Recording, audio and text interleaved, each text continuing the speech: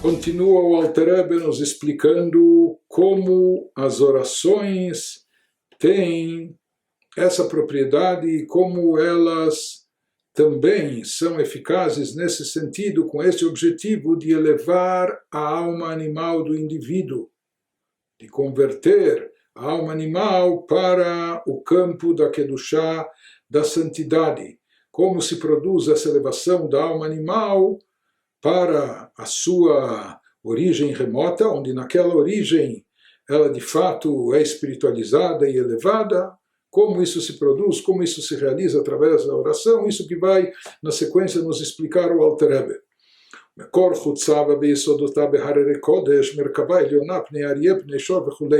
Nós já dissemos, explicamos que de acordo com a Kabbalah, a origem inicial, fonte e raiz,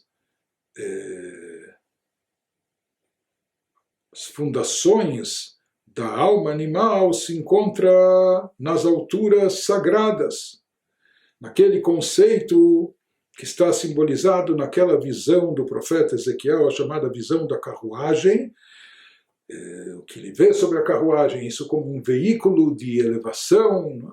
sobre a carruagem está o divino, enfim, toda a simbologia que tem lá, mas de qualquer forma se fala que ele vem em torno dessa carruagem também, ela sendo puxada por animais, aves, Pnei Arié, Pnei Shor, ele vê um semblante de leão, um semblante de um boi, de uma águia, etc.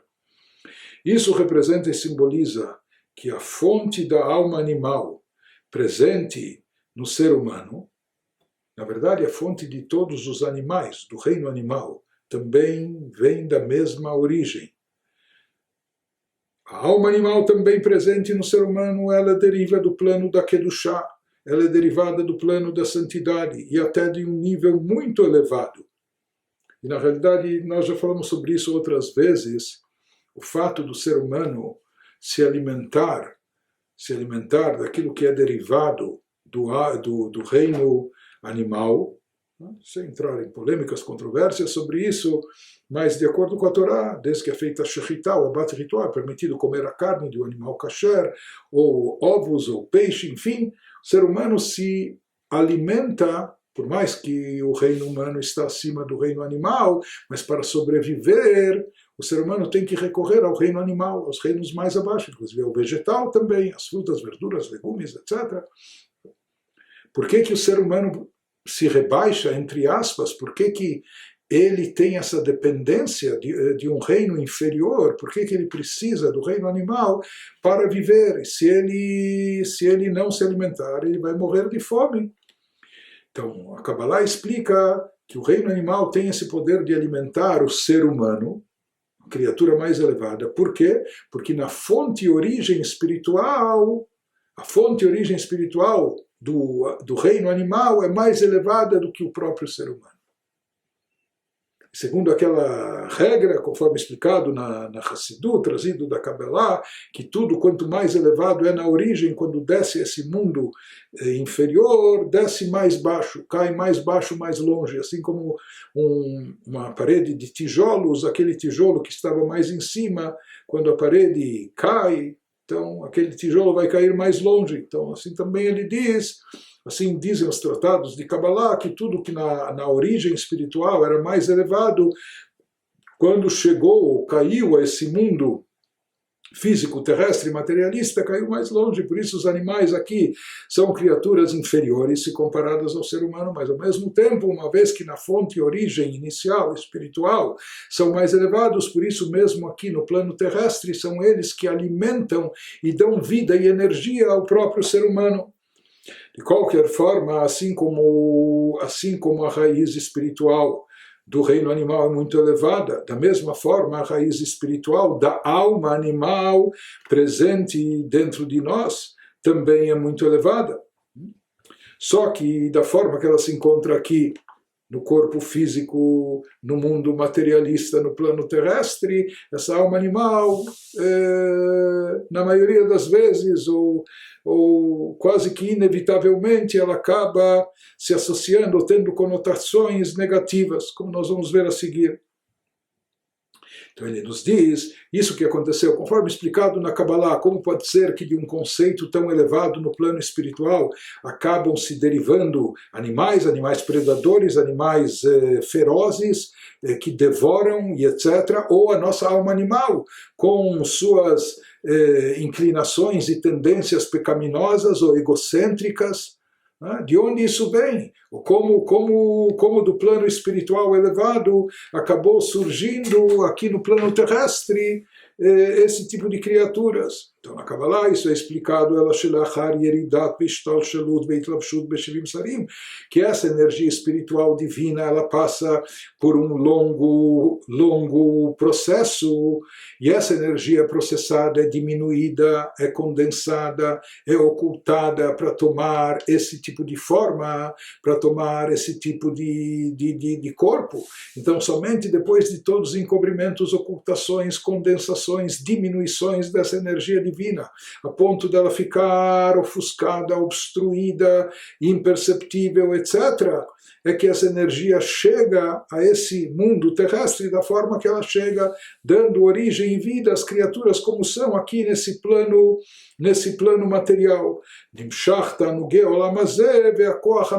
Por isso, derivado disso, por mais que acima no plano espiritual essas criaturas estavam associadas ao elemento fogo, mas lá fogo tinha uma conotação elevada, uma conotação, os próprios anjos, serafim em hebraico são aqueles que se queimam, eles se autoconsomem pelo êxtase de proximidade a Deus. Não? Eles se autoconsomem, se queimam, não é? Isso, serafim. Então lá o fogo é, por assim dizer, um fervor intenso, elevado, nobre, digno de proximidade a Deus, de sede de espiritualidade, de vontade de se conectar de forma mais intensa e profunda com o Criador, etc. Esse é o fogo espiritual desse elemento, não é? Aquilo que está associado à fonte, à raiz do reino animal e da nossa alma animal, isso acima. Porém, depois que essa energia é processada, condensada, diminuída, ocultada, etc., aqui ela acaba se convertendo em quê? Num fogo, mas um fervor, um fogo negativo. Um fogo que está associado a um fervor, algo fogoso que está relacionado com os prazeres mundanos, com o egocentrismo, com as paixões, permitidas ou proibidas também. Né? Essa fonte de desejo, esse fogo de desejo presente na pessoa. Isso que nos explica o Alter Rebbe baseado na Kabbalah, que esse fogo divino, esse fogo que nas alturas celestiais, no plano espiritual elevado, dele são derivados anjos superiores, apenas coisas, criaturas espirituais elevadíssimas, mas quando ele é processado e diminuído, descendo até o plano mais baixo, ele acaba dando origem a esses elementos negativos, com tendências negativas. Isso que ele nos fala, Sheugam Ken Bechinat Hamimut Haesh, esse fervor, esses instintos fogosos, esse fervor de paixões, esses desejos fervorosos que a pessoa tem, etc. Isso tudo está ligado também, esse calor intenso, né, ao fogo, conforme ele está aqui embaixo, mas já numa roupagem não só completamente diferente, mas até contrária. Porém, ele nos diz, de fato, é explicado nos livros que a alma animal tem um poder de desejo. Quando nós falamos em força de vontade, a força de vontade da alma animal é mais poderosa que da própria alma divina. A alma animal, quando quer algo, né, tipo ninguém segura, ela quer mesmo, com toda intensidade, com todo fervor, com todo desejo, né, de forma intensa. Então se fala que, em essência, o poder de desejo da alma animal é fogo. A alma animal tem uma chama dentro de si, forte, intensa. O que ela faz? Com o entusiasmo, a vibração, a vontade, o desejo, a paixão. Isso é um fogo muito intenso e forte. Tudo que ela faz é com um calor muito intenso. Só que como a alma animal está revestida num corpo físico, num habitat como o nosso, num mundo que oferece tentações e seduções e etc. Então, por via de regra, em geral, esse fervor, esse calor da alma animal acaba se voltando para os desejos mundanos, para as vontades físicas, corpóreas, para as paixões físicas, etc. Mas, na realidade, em essência, a alma animal não é ruim. Como um animal é alma orgânica, é um instinto de sobrevivência, a necessidade de a vontade de comer, beber, às vezes até trabalhar para sobreviver, para buscar o autossustento e etc. Mas, muitas vezes, isso acaba engordando, e daí já vira também o ego que vai se inflando, e as vontades e os desejos da pessoa, e suas paixões e etc. Mas a alma animal, dentro de si, ela tem esse poder de vontade, essa força de vontade muito intensa, fogosa, fervorosa. O problema é que muitas vezes ela acaba caindo para o lado negativo. Por quê?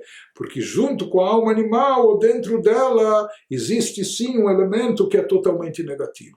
A alma animal, ela é parva, na verdade ela é neutra, ela tem um poder de vontade. O problema é que muitas vezes essa vontade acaba sendo direcionada para causas negativas, mas a alma animal em si, ela não é má, assim como um animal, desde que ele seja domesticado, às vezes até um animal que parecia um animal feroz ou predador, mas às vezes ele é domesticado, treinado, quem sabe amanhã ele te traga o jornal e o chinelo, não é? Ele pode, ou às vezes ele pode até salvar vidas também, não é? Mesmo acontece com a alma animal, mas dentro da alma animal existe um elemento totalmente negativo que é o chamado Yetzer Hara. Yetzer Hara, inclinação para o mal. Isso é algo realmente mal, negativo, que está voltado para o mal, para aquilo que é proibitivo, para aquilo que é antiético, que é antimoral, é apenas o desejo de satisfação pessoal, não importa se isso é correto ou errado, se é moral e imoral e etc., mas é a vontade da pessoa, né, que está, acima de tudo, saciar os seus desejos. E esse é o Yetzer Hara, Huesh Zar Dolek, que isso também é um fogo, e um fogo intenso que está aceso dentro da pessoa, levando e chamando a pessoa, atraindo a pessoa para o mal. Então, conforme nós explicamos, o poder de vontade e a força de vontade, o poder de desejo da alma animal não é mal por essência, na sua essência não é mal, é um poder de vontade, de desejo, desejar algo. Né? E quando esse poder é convertido para coisas boas, daí tipo ninguém segura, porque é um fogo, né? Daí o que a alma animal faz, ela faz com fervor, com intensidade, com entusiasmo, com vontade, com vibração. Né? Nosso problema é que na maioria das vezes a nossa alma animal está voltada, fica voltada, porque assim nós habituamos, assim nós a condicionamos, ela fica voltada para o campo físico materialista e fica desejando aquilo que é mal. Mas a alma animal, já que na essência ela é neutra, mesmo a sua força de vontade, ela pode ser transformada, convertida, redirecionada para coisas boas, a tal ponto que a sua vontade pode se transformar amanhã na vontade de se conectar com Deus. O seu desejo ou a sua paixão pode ser a proximidade espiritual, a divindade. Por quê? Porque na essência a alma animal não é má. Porém, o problema é que além dessa força de vontade, desse poder de desejo da alma animal, o problema é que lá existe também o chamado Yetzer Hara, a inclinação para o mal, o instinto do mal, que isso representa uma inclinação e uma tendência para as coisas ruins, para as coisas más, para as coisas proibitivas. Isso, de fato, é algo totalmente mal e ruim, algo que precisa ser eliminado e banido. A alma animal pode e deve ser convertida, domesticada, redirecionada. Não só que ela tem esperança, ela ainda pode ter nos grande serviço. Né? Pode ter um touro que agride, que torna perigosa a vida da pessoa, mas pode ser um boi que puxa o arado e ajuda a vida da pessoa. Assim é o animal. Assim também a alma animal, que sendo direcionada de forma correta, ela pode estar a serviço do bem. Diferente disso é o Yetzer Hara. a chama e o fogo da inclinação negativa, isso é algo completamente mal e ruim, e o problema é que isso muitas vezes está ardendo dentro de nós com grande intensidade, e essa chama se inflama porque nós demos margem para ela de crescer e se ampliar. O Yetzer Hara, a inclinação negativa, de fato tem que ser eliminada.